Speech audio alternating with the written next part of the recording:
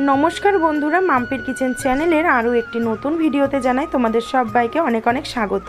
দেখেই বুঝে গেছো আজ বানাবো আমুদি মাছের ঝাল চচ্চড়ি। তার জন্য প্রথমে মাছগুলোকে ভেজে তুলে নিয়ে ওই তেলে কালো জিরে ফোড়ন দিয়ে পেঁয়াজটাকে খুব ভালো করে নরম করে ভেজে নিয়ে একে একে দিয়ে দেবো লম্বা লম্বা করে কেটে রাখা আলু, মূলো, কাঁচা লঙ্কা, গাজর, যত রকম সবজি দেওয়া যায় এই আর কি, ছিম দিয়ে খুব ভালো করে একটু উপর নিচ করে নাড়াচাড়া করে নিয়ে দিয়ে দেবো পেঁয়াজ কলি, বেগুন আর টমেটো। তারপরে দেবো পরিমাণ মতো লবণ, হলুদ, লঙ্কার গুঁড়ো দিয়ে খুব ভালো করে এপিট ওপিট করে নাড়াচাড়া করে সবজিগুলোকে ভাজা ভাজা করে ফেলতে হবে।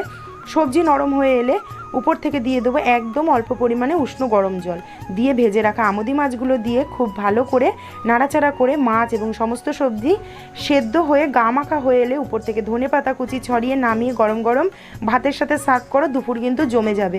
আজকের ভিডিওটা ভালো লাগলে অবশ্যই লাইক কমেন্ট শেয়ার করে দিও। ফুল ভিডিওটা দেওয়া আছে মাম্পির কিচেনে। সবাই সুস্থ থেকো, ভালো থেকো।